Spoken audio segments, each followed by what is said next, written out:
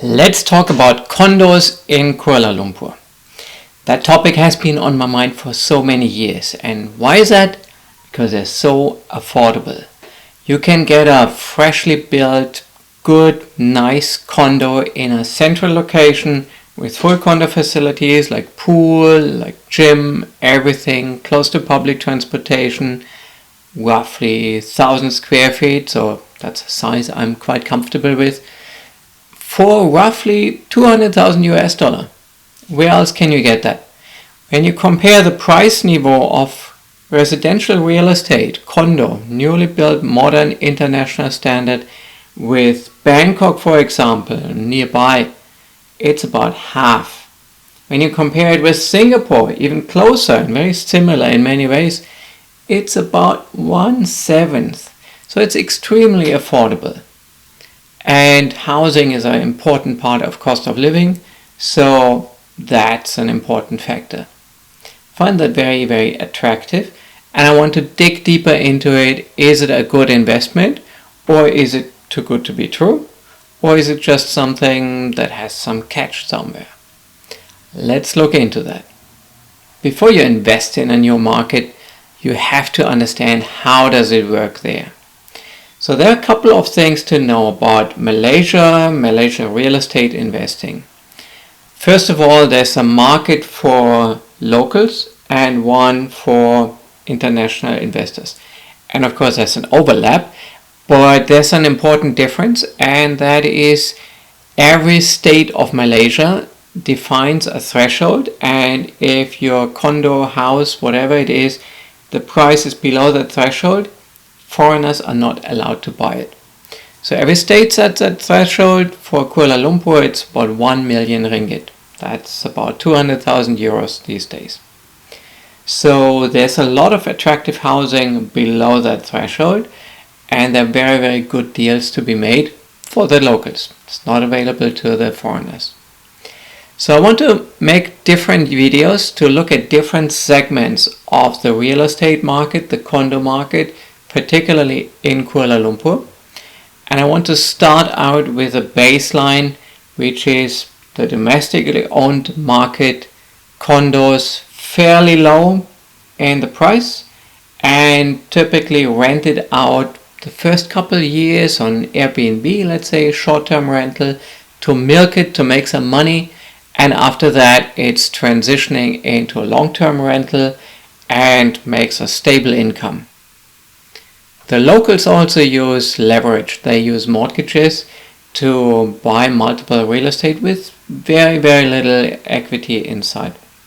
So interest rates for mortgage these days, even now that they have gone up quite a bit, are roughly 4% now. And the locals need to bring in, on paper, 20% equity, and the rest they can finance around 4%. In reality, it's actually, there's a scheme that real estate developers give some cash back to the buyers. So you pay money towards your 20%, you get some cash back to the buyer, and the bank pays in 80%. But the actual payment that you as a buyer make is in reality less than the 20%, because you get some reimbursements from the developer. And that means with like between 5 and 10% own equity, people can buy a condo and rent it out, highly leveraged. And if that makes a profit, great. That will be a high profit in comparison to the equity they put in. And with little money, they can buy multiple of these condos and rent them out in the long run. 10, 15 years later, they made their money. The prices have gone up, hopefully, after 10 years, quite likely. And they can sell it off and make a decent profit with very, very little equity and very little risk. Now, this might be an option that's not available to you because you are a foreigner, like me. But it's a majority of the market, and you have to understand it. You have to understand it if you want to be part of it and do that yourself. But you also have to understand it if you want to buy to rent out in Kuala Lumpur, and that is your competition. Now, looking at the projects that are currently being started and offered to sell, you can buy a decent condo between 300 and 500,000 ringgit. So that means between about 70,000 US dollar and slightly more than 100,000 US dollar. Good location, but not the absolutely best crazy one. Good size, but fairly basic in that segment. So that's what you have to put in. And again, of course, leveraged, right? So you only have to put in 20% or probably a lot less, more like 10%. The rest is from a mortgage. So what kind of revenue, what kind of profit do you make out of that? Assuming the first 5 years you rent it out on Airbnb, after that you put it on a long-term rental, 10 years later you sell it out again. That is kind of the common standard scheme, and I consider that the baseline for investing in Kuala Lumpur. And if you want to build something else, something different, in a different segment, but you have to make sure you are in a different segment and understand the market. Let's talk about Kuala Lumpur first. It's roughly 5-6 million people, so that means similar size like Singapore. And it also means a lot smaller than other cities like Bangkok or Jakarta, Manila in that region. So good size, but not crazy. It has a good public transportation system, and I say good, not compared to European cities, but when you compare it with Manila or Jakarta, even Bangkok, I'd say Bangkok and Kuala Lumpur, they both have their issues, but offer an okay service. Manila, Jakarta is disaster, and let's say Singapore and Hong Kong is top-notch in the region, and Kuala Lumpur is clearly worse than that. The first thing that comes to our mind is probably the Petronas Towers. At some point they were the highest building in the world, and they're still an iconic site in Kuala Lumpur, and many condos that have the view to the Petronas Towers really milk that as a unique selling point. KL City Center has a lot to offer, very international, good shopping. Kuala Lumpur in general has some of the largest shopping malls within Asia, within the world actually. Kuala Lumpur does have quite a few condos by now, but they started the development a lot later than, for example, Bangkok, and did a lot less development than, again, Bangkok or also Singapore, with less money involved. So it has a lot less in comparison to these. So I'm not really concerned that the market is oversaturated yet. It's also quite a lively city. You can go out, have drinks, and has a nice expat scene, party scene. Even though it's an Islamic country, you can have cocktails in fantastic cocktail bars, interesting nightlife, quite a diversity. Majority of the population is Malay, but you also have large parts of the population, Chinese and Indian, and that brings in diversity in culture, in religion, and of course also food. It's very good there. And you have the surroundings, you have mountains nearby where you can go hiking, cycling, swimming. You have everything there in a tropical environment, but when you go to the mountains, the climate is a bit cooler and everything is a lot less densely packed than in most other metropolitan areas in Southeast Asia. So personally, I think Kuala Lumpur offers quite a high quality of life, especially considering the low cost of living, and that I think makes it a very interesting place to live and possibly also to invest. When you check the Airbnb listings in Kuala Lumpur, you will see a lot of condos on the market, and that gives you a couple of clues. First of all, it's an established segment next to hotels. So when people go there, when people travel to Kuala Lumpur, they really are not just looking for hotels. They might stay in an Airbnb more than in many other cities in the region. And when you look at these listings, you also see they're quite standard, basic, not that exciting. And when you actually stay there, you look a bit behind the scenes, you realize in one condo building you have, let's say, 20, 30 actual Airbnb units. They're managed as a pool. The pictures you see on Airbnb is one thing, but where you stay is something completely else. So a lot of units have the same floor plan. They do up one nicely, take pictures, and the rest is just the furniture as basic as can be, and that's where you might end up staying. And that shows how the locals treat these kinds of investment. They buy as cheap as possible, put the cheapest possible furniture in, and rent it out by the guy who manages it for the least amount of money. And that's how they do it. No effort, as little money, as little effort in there. And that's how they try to get passive income. So no passion, no actual management effort put in. And that's how the market works. And that's also an area where you might have an edge when you want to compete there. But for now, looking at the basic case, how the locals, the standard, manage their real estate there, I will take these assessments first to assess the cost, what they put in terms of setup cost, but also running expenses. Let's look into the numbers of that baseline first. Here are some estimates for renting out on Airbnb a unit, freshly built, and I chose one that costs around 500,000 ringgit. You can get cheaper units, also brand new, fresh from the developer, but I chose one for 500,000 because it's an area where I can get a very good comparison on the data from buying a fresh unit from the developer and renting it out on Airbnb. And these are the two numbers that I want to compare to be sure if I spend 500,000, that's the kind of profit I can expect. Also, I work with conservative but reasonable estimates here. So within the realistic range, I try to be on the conservative side. So 500,000 Malaysian ringgit as the purchasing price, and I expect an occupancy rate of around 70%. After a couple of discussions with real estate agents in Kuala Lumpur, that seems to be roughly where it is, 21 days, 22 days a month. And that ends up to slightly more than 250 days a year. As far as the daily rate is concerned, as an average, 200, slightly more, 200 ringgit per night as an average is realistic.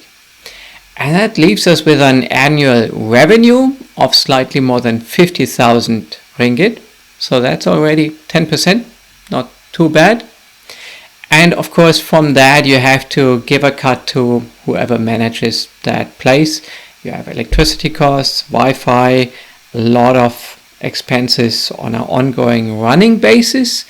And that comes down to roughly 20%, coming down to 10,000 ringgit, leaving you with 40,000 as an operating profit.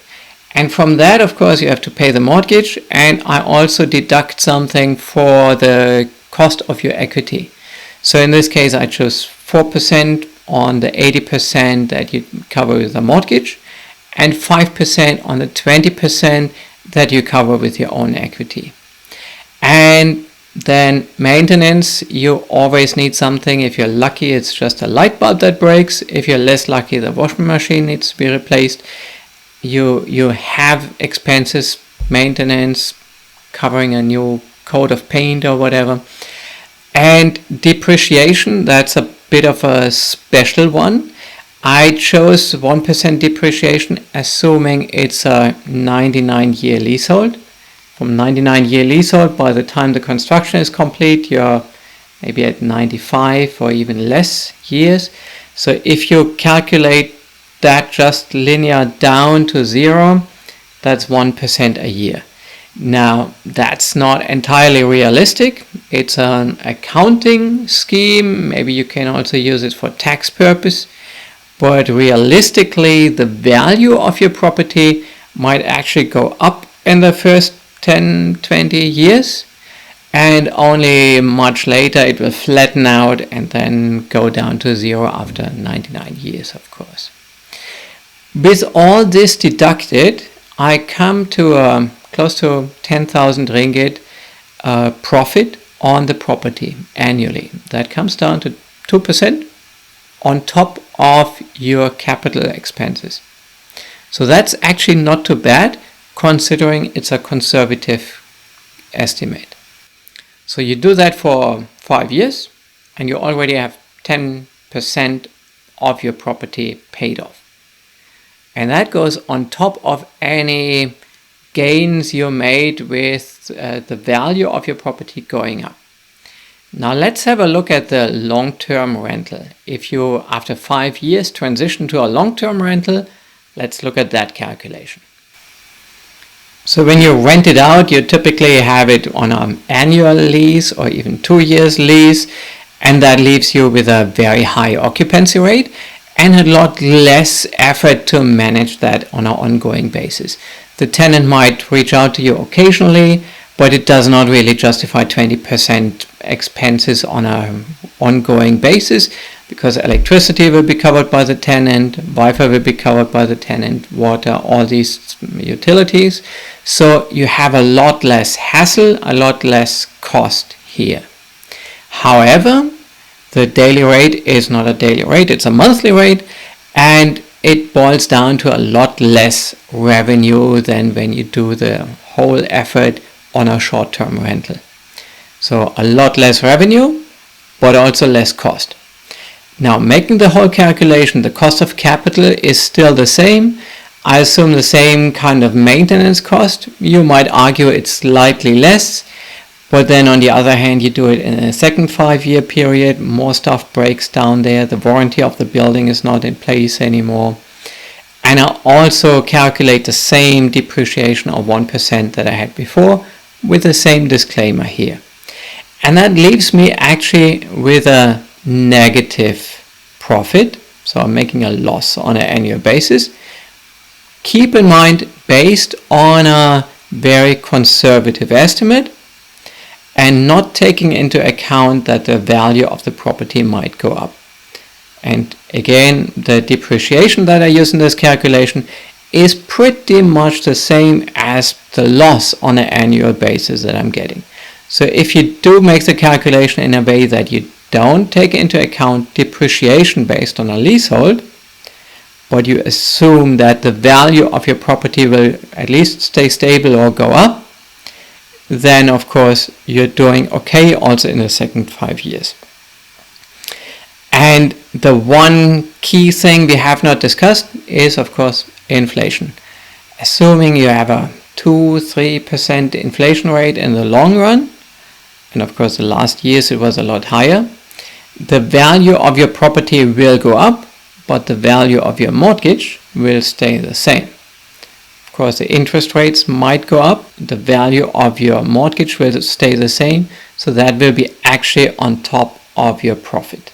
So you benefit from the inflation unless the mortgage gets more expensive.